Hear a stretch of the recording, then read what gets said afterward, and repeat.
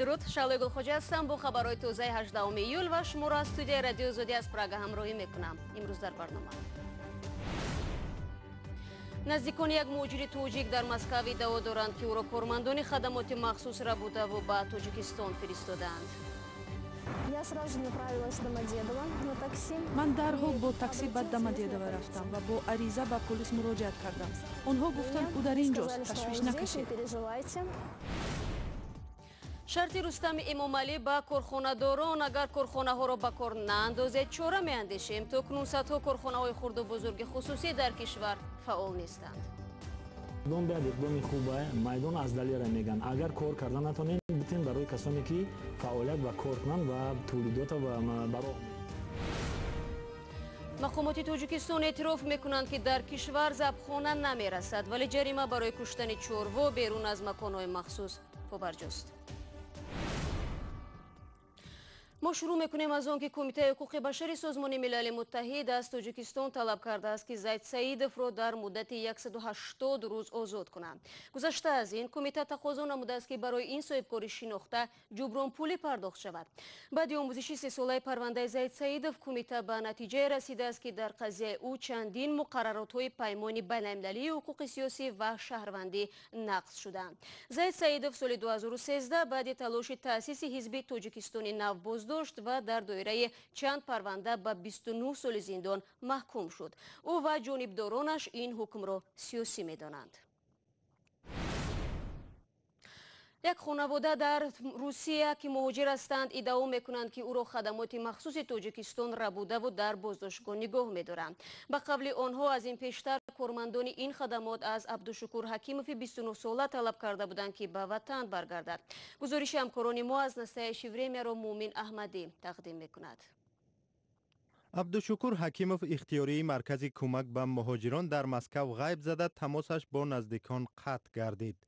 чанд рӯз баъд аз ин ӯ аз боздоштгоҳи шаҳри Хуҷанд пайдо шуд. пайвандони ин ҷавон тахмин мекунанд, ки ӯро кормандони хадамоти махсуси Тоҷикистон аз пойтахти Русия рабуданд.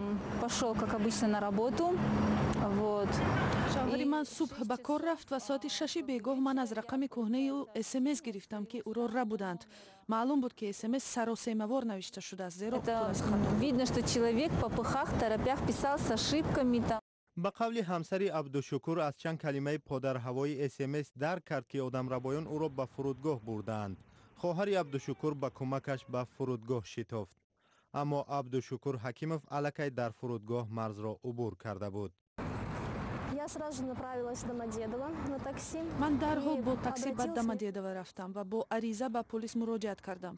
онҳо гуфтанд ӯ дар ин ҷост, ташвиш накашед. дар аввал онҳо маро ба масхара кашиданд ва пурсиданд, ки кӣ ӯро рабуд. магар ман рабудам? Абдушукур Ҳакимов аз ин пештар ҳамроҳи ҳамсар ва 3 фарзандаш дар Мисру Туркия мезист ва тиҷорат ҳам дошт, аммо баъд ба Москав баргашт. ба нақли пайвандон ба ӯ доим кормандони ҳифзи ҳуқуқ занг мезаданд ва талаб мекарданд, ки ба ватан баргардад. сабабро барояш шарҳ намедоданд ва ӯро барои дар он кишварҳо буданаш таъна мекарданд. Абдушукур аз амнияташ хавф дошт ва ба ҳамин хотир аз баргаштан ба Тоҷикистон метарсид. дар ҳамин ҳол дар Русия ӯ аз касе пинҳон нашуда буд ва ҳатто барои кӯмак ба муҳоҷирони меҳнатӣ дар маркази ихтиёрӣ буд. аммо намояндагони мақомоти интизомӣ дар Тоҷикистон доим ба манзили онҳо меомаданд ва аз падару модараш талаб мекарданд, ки писарашонро баргардонанд. ҳуқуқшиносон мегӯянд рабудани инсон аз сӯи ҳар неҳоде ки набошад ғайриқонунӣ аст. рабудани шаҳрвандони Осиёи марказӣ ба виҷа Ӯзбекистон ва Тоҷикистон хеле зиёд аст. шахсан ман солҳои охир 20 чунин ҳолатро медонам. барои чӣ онҳо кӯшиш мекунанд, ки зуд ин амали худро анҷом бидиҳанд? чунки додгоҳи аврупоӣ аз ин афрод ҳимоят мекунад, зеро ба ин одамоне ки Русия омода аст ба кишварашон бифиристад, шиканҷа таҳдид мекунад. Абдушукур таъмини 5 кӯдак, 3 фарзанди худ ва 2 тифли хоҳари танҳояшро бар дӯш дошт. ҳоло бори зиндагӣ ба шонаи ин занҳо меафтад, вале наздикони Абдушукурро бештар аз ҳама сарнавишти баъдии ӯ ба ташвиш овардааст. ҳоло онҳо намедонанд ба пурсишҳои кӯдакон, ки падару тағои онҳо куҷост, чӣ посух бидиҳанд. درباره سرنوشت عبدالشکور حکیمов تا به حال از نمایندگان رسمی تاجیکستان هیچ معلوماتی دسترس نشده است، ولی بنا به گفته وزارت کارهای داخلی تاجیکستان با تشویق آنها در 6 ماه اخیر بیش از 100 عضو گروه های مخالفین کشور مثل حزب ممنوع نهضت اسلامی و گروه 24 به وطن برگشتند. به گفته مقامات انتظامی همه آنها بعد بازپرسی رها شدند. شما برنامه خبری رادیو آزادی را تماشا دارید. رستم امامعلی شهردار دوشنبه در نزد مالکان کارخانه‌های خصوصی بیکار خوابیده شرط گذاشته است. اگر کارخانه‌ها فعال نشوند آنها را مصادره می‌کنند. اما تحلیلگران میگویند اگر دولت می‌خواهد کارخانه‌ها را به کار انداخته مردم را به جای کار تامین سازد، باید برای تجارت شرایط فراهم نماید. عبدالله اشورف موضوع را ادامه می‌دهد. جمعیتی مسئولیتش محدود شربت‌ها سابق کارخانه کنسروبراری شهر دوشنبه این شب و روز تلاش دارد تا فعالیت کند. من از به قریبی با نزدیک بدوی 20 من محصولاتی با درینگ میگیریم از شهرهای ریگر، من شهر نو، حصار، ناحیه میگیریم. با سر میکنیم من به قریبی دو سه واگن از ازبکستانی بانکو گرفتیم. برخی از کارخانه‌های معروف شهر دوشنبه بعدی از همپاشی شوروی و خصوصی شدن نتوانستند اقتدار قبلیشان را به دست آورند و برخی هم اگرچه فعالیت دارند کارشان کم رنگ است. کارخانه یخدان براری پامیر یکی از آنهاست. این کارخانه از سال 1964 به فعالیت پرداخته سال تا 176,000 عدد یخدان استحصال می‌کرد. سالهای 2005 به این سو یک بار از کار ماند و فعالیتش به قبل یخ بست. حالا نزدیک به 20 هکتار زمین و انشاءات این کارخانه یک زمان با یخدانهایش معروف بیکار خوابیده است. کارخانه تاجیک اطلس، کارخانه کنسروبراری شهر دوشنبه، کارخانه اکسکواتور براری، کارخانه نساجی تاجیک از جمله کارخانه های عظیم صنعتی دوشنبه هستند که تا خصوصی شدن صدها کارگر داشتند. اما پس از خصوصی شدن حالا بیکار خوابیدند و بناهایشان همچون انبار به اجاره داده می شود. شهردار دوشنبه در نزد مالکان کارخانه های بزرگی که امروز بیکار خوابیدند شرط گذاشت که کارخانه ها را به کار اندازند وگرنه نسبتشان چاره می اندیشند.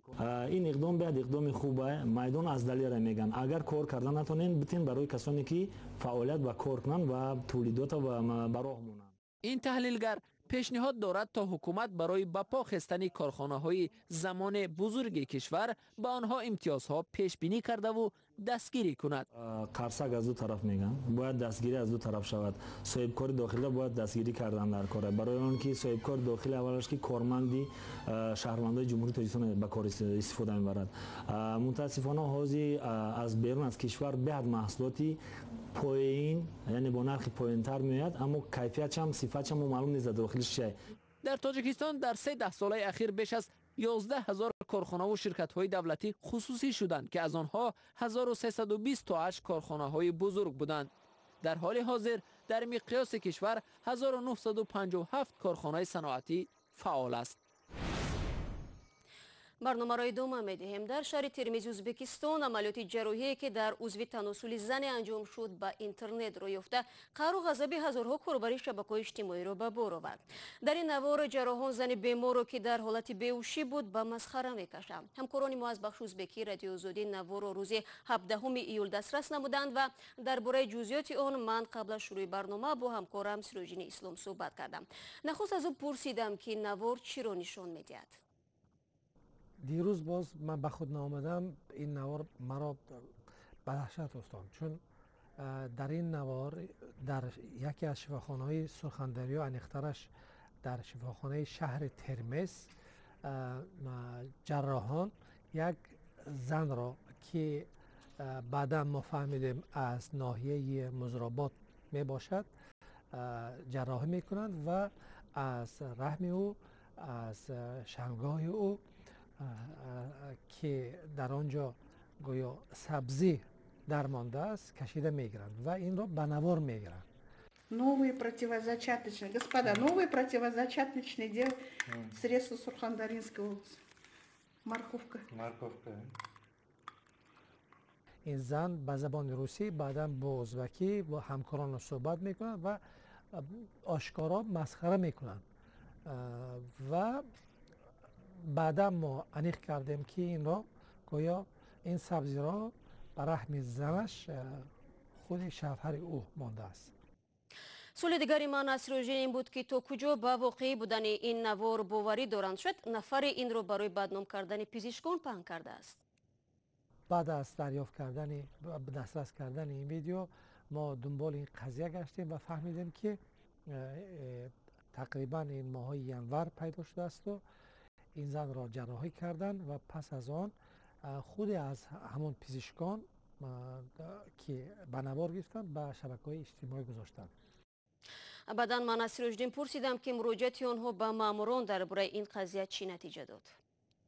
ماموران داستانی کل به ما وعده دادن که این قضیه را دنبال میکنند و به اطلاعی که ما داریم الان وزارت تندرستی ازبکستان به فهمیدن این واقع قضیه به ولایت سرخندریا به شهر ترمز روانه شده است. ضمناً این یگانه نوار جنجال برانگیز نیست که در این اواخر در ازبکستان رسانه‌ای می شود. اما که چند روز پیش یک ویدیوی برهنه کردن زنی از سوی مفتش در قطع‌قرغان شروع ولوله برانگیخته بود. تفتیش این حادثه چی نتیجه داد؟ سوال نوبتی من از سروجدین اسلام بود. پس از مطلب ما در باره قضیه قطع‌قرغان آن پلیسی که زن را برهنه کرده بود به دادگاه کشیده شد، الان در حبس است. غیر از این خود وزیر داخله به قطع‌قرغان رفت و رهبر پلیسی ناحیه را و غیر از این 7 نفر دیگر را که در همان روز در همان جا کار میکرد و دیده بود از کار سبکدوش کرد، خیلی جدی گرفتن. ولی از طرف دیگر این قضیه و قضیه که امروز ما دیروز ما پخش کردیم نشان میدهد که در جامعه ازبک خشونت علیه زن و قانون هایی که هم در ازبکستان و هم در ارصد بین المللی وجود دارد نقض می شوند، پایمال می شوند.